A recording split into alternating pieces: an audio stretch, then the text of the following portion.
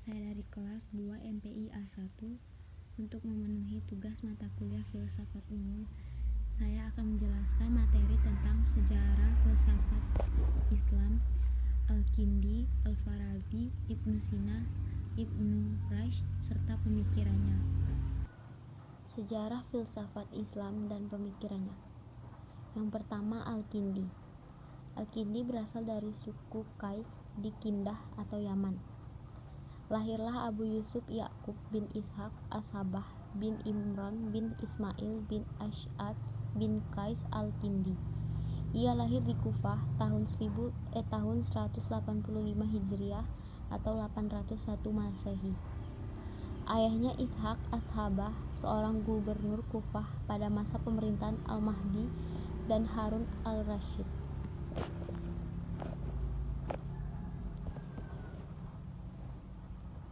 Al-Kindi hidup pada masa keemasan kekuasaan Bani Abbas. Pada masa pemerintahan Harun al-Rasyid yang sangat memperhatikan dan mendorong perkembangan ilmu pengetahuan, Baghdad menjadi pusat perdagangan dan ilmu pengetahuan. Al-Rasyid mendirikan akademi atau lembaga tempat pertemuan para ilmuwan yang disebut Bait al-Hikmah atau Balai Ilmu Pengetahuan. Al-Kindi mempelajari Al-Quran, membaca, menulis, dan berhitung di Basrah.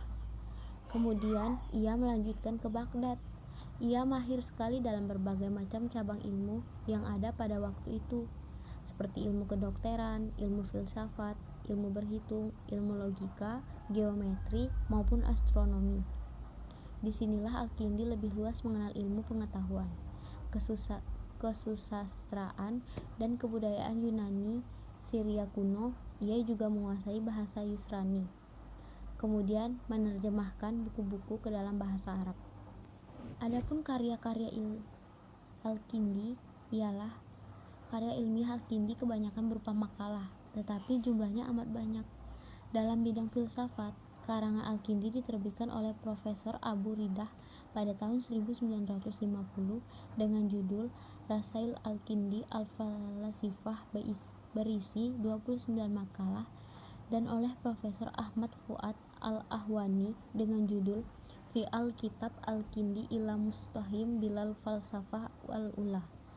Dari karangan-karangannya diketahui bahwa Al-Kindi adalah penganut aliran ekleksitas dalam metafisika dan kosmofologi. Ia mengambil pendapat Aristoteles. Dalam psikologi, ia mengambil pendapat Plato. Adapun pemikirannya tentang ketuhanan. Persoalan metafisika dibicarakan oleh Al-Kindi dalam bahasa risalahnya, antara lain risalah yang berjudul Tentang Filsafat Pertama dan tentang keesaan Tuhan dan berakhirnya benda-benda alam. Pembicaraan dalam soal ini meliputi hakikat Tuhan, wujud Tuhan, dan sifat-sifat Tuhan. Yang pertama, hakikat Tuhan. Tuhan menurut Al-Kindi adalah wujud yang hak atau benar, yang bukan asalnya tidak ada kemudian ada. Ia selalu mustahil tidak ada. Ia selalu ada dan akan selalu ada. Oleh karenanya, Tuhan adalah wujud sempurna yang tidak didahului oleh wujud-wujud lain. Tidak berakhir wujudnya dan tidak ada wujud kecuali dengannya. Al-Kindi membuktikan keesaan Tuhan dengan mengatakan bahwa ia bukan benda atau huyula ma'dah, bukan form atau sahrah, tidak mempunyai kualitas, tidak berhubungan dengan yang lain atau idfah, misalnya sebagai ayah atau anak, tidak bisa disifati dengan apa yang ada dalam pikiran, bukan genus, bukan differenta atau false, bukan proprium atau khas, bukan accidens atau aradal, tidak bertubuh, tidak beranak, tidak bergerak. Karenanya, maka Tuhan adalah keesaan belaka. Tidak ada lain kecuali keesaan itu semata. Kesimpulannya ialah bahwa Tuhan adalah sebab pertama atau first cause, di mana wujudnya bukan karena sebab yang lain. Ia adalah zat yang menciptakan tetapi bukan diciptakan, menciptakan segala sesuatu dari tiada. Ia adalah zat yang menyempurnakan tetapi bukan disempurnakan. Dalam kitab Fi al-Falsafah al-Ula dan juga dalam kitab Fi Wahdaniyati al-Hali wa Tanaif Fi Fi Jirmil Alam Al-Kindi telah membahas tentang adanya Allah, sifat dan zat-zatnya. Sebagai orang yang dijuluki filosof Arab pertama dalam dunia Islam, Al-Kindi telah mengemukakan sejumlah dalil tentang adanya Al-Quran, tentang adanya Allah yang umumnya didasarkan pada pengamatan empiris terhadap kenyataan-kenyataan indrawi. Dan ini pada hakikatnya sejalan dengan tuntunan Al-Quran yang dalam berbagai ayatnya telah menghimbau manusia untuk mengamati, memperhatikan, dan memikirkan segala kenyataan di sekelilingnya dan juga di dalam dirinya masing-masing. Baik, yang kedua yaitu Al-Farabi. Al-Farabi adalah seorang filosof muslim yang secara sistematis meletakkan dasar-dasar filsafat Islam secara rinci dan mudah dipahami oleh generasi selanjutnya. Pemikiran filosofinya dipengaruhi oleh filsafat Yunani. Menurutnya, dunia terjadi karena entitas pertama, yaitu Allah, berlimpah dalam tahapan yang disebut emanasi. Para filsuf memperoleh kebenaran dengan menggunakan daya nalar, sedangkan para nabi memperolehnya melalui wahyu Tuhan kepada manusia yang dipilihnya. Pemikirannya dalam politik seperti negara besar menyerupai konsep negara ideal, yaitu Plato. Pemimpin adalah aktor pertama yang membawa warga negara pada kebahagiaan seperti halnya fungsi jantung dalam tubuh dengan organ-organ lain yang bertindak sebagai asisten untuk mencapai kebahagiaan yang diinginkan. Al-Farabi adalah filosof muslim yang meletakkan dasar-dasar filsafat Islam secara sistematis dan rinci untuk memudahkan pemahaman bagi orang-orang setelahnya. Pemikiran filsafatnya ditentukan oleh filsafat. Menurutnya, alam ini terjadi dari sebab wujud pertama, yaitu Allah yang melimpah secara bertingkat dan disebut emanasi. Sedangkan memperoleh kebenaran pada filosof memperolehnya dengan menggunakan kekuatan akal, sedangkan para nabi memperolehnya menggunakan wahyu yang kepada manusia pilihannya. Pemikiran Al-Farabi dalam bidang politik seperti negara utama menyerupai konsep negara idealnya Plato. Farabi dikenal karena kemampuannya di berbagai bidang, antara lain matematika, filsafat, pengobatan, ilmu alam, teologi, dan musik. Di bidang filsafat, ia merupakan filsuf Islam pertama yang berhasil mempertalikan serta menyelaraskan filsafat politik Yunani klasik dengan Islam, sehingga bisa dimengerti di dalam konteks agama-agama wahyu.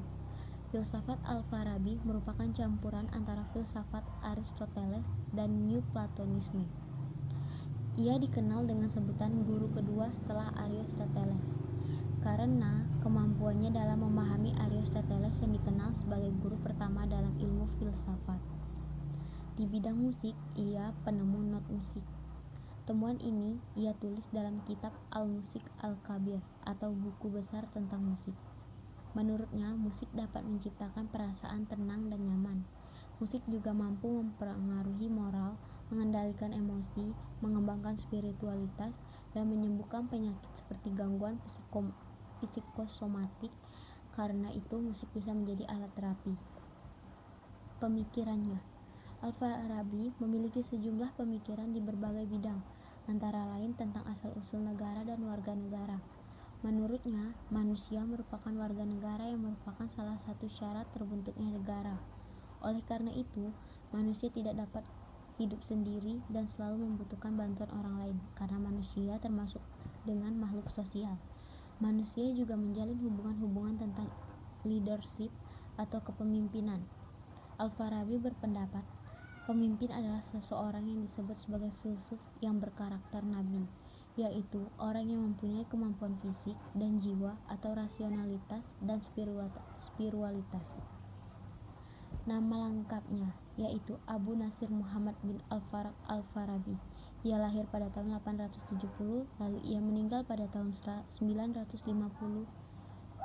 Ia lahir di Farab, Kazakhstan.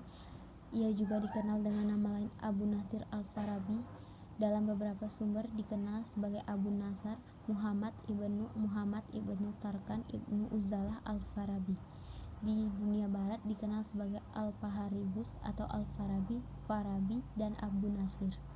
Sejak kecil, ia dikenal sangat cerdas dan cepat menguasai setiap bidang ilmu yang dipelajarinya. Saat muda, ia belajar tentang Islam dan musik di Bukhara, dan ia tinggal di Kazakhstan sampai umur 50.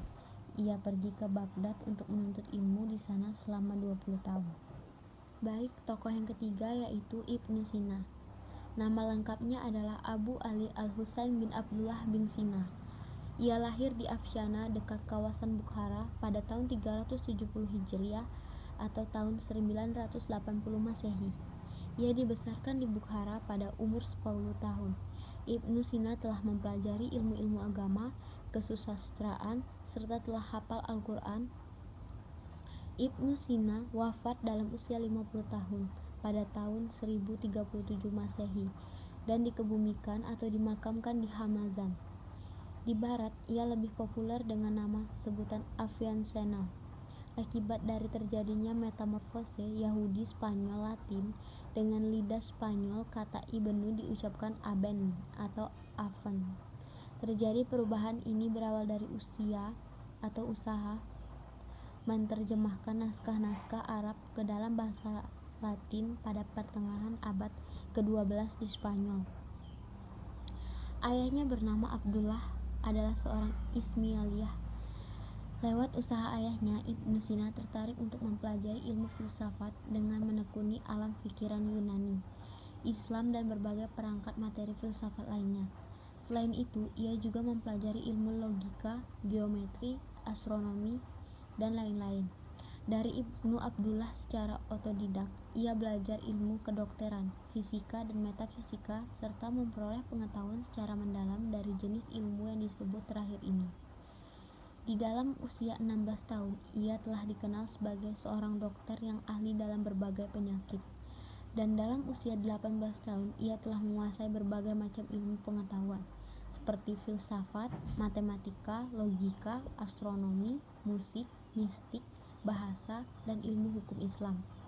Namanya semakin terkenal dalam ilmu kedokteran ketika ia dapat menyembuhkan penyakit yang diderita Nuh ibnu Mansur atau penguasa Bukhara.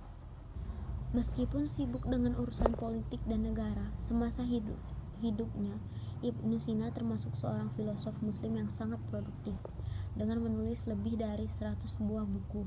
Di antaranya ada beberapa buku yang tebal-tebal dalam berbagai disiplin ilmu yang ditulis dalam bahasa Arab maupun Persia, sehingga meninggalkan pengaruh yang sangat besar bagi generasi sesudahnya, baik di barat maupun di timur. Di antara karya tulisnya yang terpenting adalah yang pertama, Al-Shifa, berisikan uraian tentang filsafat yang terdiri atas 4 bagian, yaitu ketuhanan, fisika, matematika, dan logika. Yang kedua yaitu Al-Najat, yang berisikan ringkasan dari kitab Al-Shifa. Karya tulis ini ditujukan buat orang terpelajar, khususnya yang ingin mengetahui dasar-dasar ilmu hikmah secara lengkap. Yang ketiga, Al-Kanum fi At-Tabib, berisikan ilmu kedokteran yang terbagi menjadi 5 kitab yang terdiri dari berbagai disiplin ilmu medis dan nama jenis-jenis penyakit dan lainnya.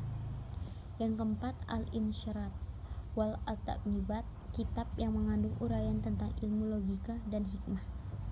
Filsafat emanasi atau Al-Faid. Filsafat emanasi atau Al-Faid adalah teori pancaran tentang penciptaan alam, yang mana alam ini maujud karena limpahan dari Yang Maha Esa, The One. Ibnu Sina seperti mengalami kesulitan dalam menjelaskan masalah ini, yaitu bagaimana terjadinya yang banyak alam yang bersifat materi berasal dari Allah yang materi dan maha sempurna. Dalam filsafat Yunani, Tuhan bukanlah pencipta alam, melainkan ia adalah penggerak pertama atau prime cause. Untuk memecahkan masalah ini, maka Ibnu Sina memecahkan dengan teori emanasi atau pancaran. Sebenarnya teori emanasi ini bukanlah berasal murni dari hasil renungan Ibnu Sina, tetapi berasal dari Neoplatonisme yang menyatakan hal ini terjadi atau wujud alam. Padahal pancaran dari Yang Maha Esa. Kemudian Ibnu Sina mengambil kaidah filsafat Plotinus yang menyatakan bahwa dari yang satu hanya satu yang melimpah. Dengan demikian, dapat dipahami berarti Tuhan bergerak atau prime cause. Dari doktrin spekulatif filsafat Yunani atau Aristoteles telah bergeser menjadi Tuhan pencipta atau Shani Again dari sesuatu yang sudah ada secara pancaran. Bila dicermati secara seksama, filsafat emanasi Ibnu Sina tidak jauh berbeda dengan emansasi menurut Al-Farabi, bahwa dari Tuhan memancar akal pertama, dan dari akal pertama memancar akal kedua, dan langit pertama, demikian seterusnya, sehingga tercapai akal ke-10 dan bumi. Dari akal ke-10 memancar segala apa yang terjadi di bumi berada di bawah bulan. Akal pertama adalah malaikat tertinggi dan akal ke-10 adalah malaikat Jibril. Sebagaimana Al-Farabi, Ibnu Sina juga mengajukan teori emanasi ini mentauhidkan Tuhan semutlak-mutlaknya. Karena itu, Tuhan tidak bisa secara langsung menciptakan alam ini yang banyak jumlah unsurnya. Jika Tuhan berhubungan langsung dengan alam yang plural ini, tentu dalam pemikiran Tuhan terdapat hal yang plural pula. Hal ini tentu merusak citra tauhid. Keesaan Tuhan menjadi ternoda karenanya. Bila dicermati secara teliti, perbedaan yang mendasar antara teori emanasi Plotinus dengan Ibnu Sina juga Al-Farabi ialah, bagi Plotinus alam ini hanya terpancar dari Tuhan, yang mengesahkan Tuhan tidak sebagai pencipta dan tidak aktif. Hal ini, jika ditangkap secara metafora, yang ia gunakan adalah bagaimana mentari memancarkan sinarnya. Sedangkan dalam Islam, emanasi ini ada dalam rangka menjalankan cara Tuhan menciptakan alam. Alam ini sudah qad adalah diciptakan Tuhan, dan ia bersifat holik. Keholikan Tuhan ini mesti diamani seutuhnya oleh setiap muslim. Bagi orang yang mengingkarinya dapat membawa kekafiran. Oleh karena itu, dalam Islam, Tuhan bersifat aktif. Maka secara metafora yang mengakibatkan bagi mentari dengan sinarnya merupakan ibarat yang dapat menyesatkan. Itulah pemikiran atau pandangan menurut Ibnu Sina. Yang terakhir atau yang keempat yaitu Ibnu Rushd. Lahir di kota Cordoba dari keluarga yang melahirkan hakim-hakim terkenal. Kakeknya adalah Qadi al-Qodat atau hakim kepala dan ahli hukum terkenal di kota itu. Pada tahun 1169, ia bertemu dengan Khalifah Abu Yakub Yusuf yang terkesan dengan pengetahuan Ibnu Rushd. Sang Khalifah kemudian mendukung Ibnu Rushd dan banyak karya Ibnu Rushd adalah proyek yang ditugaskannya. Ibnu Rushd juga beberapa kali menjabat sebagai hakim di Sevilla dan Cordoba. Pada 1182, ia ditunjuk sebagai dokter istana dan hakim kepala di Cordoba. Setelah wafatnya Abu Yusuf pada tahun 1184, ia masih berhubungan baik dengan istana hingga tahun 1195, saat ia dikenai berbagai tuduhan dengan motif politik. Pengadilan lalu memutuskan bahwa ajarannya sesat dan Ibnu Rushd diasingkan ke Lucena. Setelah beberapa tahun di pengasingan, istana memanggilnya bertugas kembali, tetapi tidak berlangsung lama karena Ibnu Rushd wafat. Ibnu Rushd adalah pendukung ajaran filsafat Aristoteles. Ia berusaha mengembalikan filsafat dunia Islam ke ajaran Aristoteles yang asli. Ia mengkritik corak Neoplatonisme yang terdapat pada filsafat pemikiran-pemikiran Islam sebelumnya, seperti Al-Farabi dan Ibnu Sina, yang ia anggap menyimpang dari filsafat Aristoteles. Ia membela kegiatan berfilsafat dari kritik yang dilancarkan para ulama Asy'ariyah seperti Al-Ghazali. Ibnu Rushd berpendapat bahwa dalam agama Islam berfilsafat hukumnya boleh, bahkan bisa jadi wajib untuk kalangan tertentu. Ia juga berpendapat bahwa teks Quran dan hadis dapat diinterpretasikan secara tersirat atau kiasan. Jika teks tersebut melihat atau terlihat bertentangan dengan kesimpulan yang ditemukan melalui akal dan filsafat di dalam bidang fikih, ia menulis Bidayatul Mujtahid yang membahas perbedaan mazhab. Dalam hukum Islam, dalam kedokteran, ia menghasilkan ganggaan baru mengenai fungsi retina dalam penglihatan, penyebab stroke, dan gejala-gejala penyakit Parkinson, serta menulis buku yang kelak diterjemahkan menjadi sebuah buku teks standar di Eropa. Pengaruh Ibnu Rushd ke dunia barat jauh lebih besar dibanding dunia Islam. Ibnu Rushd menulis banyak tafsir terhadap karya-karya Aristoteles yang kemudian diterjemahkan ke dalam bahasa Ibrani dan bahasa Latin dan beredar di Eropa. Terjemahan karya-karya Ibnu Rushd memicu para pemikir Eropa Barat untuk kembali mengkaji karya-karya Aristoteles dan pemikiran Yunani lainnya, setelah lama diabaikan sejak jatuhnya Kekaisaran Romawi. Pendapat-pendapat Ibnu Rushd juga menimbulkan kontroversi di dunia Kristen Latin dan menginspirasi sebuah gerakan filsafat yang disebut Averroisme. Salah satu doktrinnya yang kontroversial di dunia barat adalah teori yang disebut kesatuan akal atau unitas intellectus dalam bahasa Latin, yang menyatakan bahwa semua manusia bersama-sama memiliki satu akal atau intelek. Karya-karyanya dinyatakan sesat oleh Gereja Katolik Roma pada tahun 1270 dan 1277, dan pemikir Kristen Thomas Aquinas menulis kritik-kritik tajam terhadap doktrin Ibnu Rushd. Sekalipun demikian, Averroisme tetap memiliki pengikut di dunia barat hingga abad ke-16. Itulah pemikiran-pemikiran atau pendapat tentang Ibnu Rushd terhadap filsafat. Baiklah, setelah saya menjelaskan tentang beberapa materi tersebut, itulah yang dapat saya sampaikan tentang sejarah filsafat Islam menurut Al-Kindi, Al-Farabi, Ibnu Sina, Ibnu Rushd, serta pemikirannya. Lebih dan kurangnya saya mohon maaf. Saya akhiri. Wassalamualaikum warahmatullahi wabarakatuh.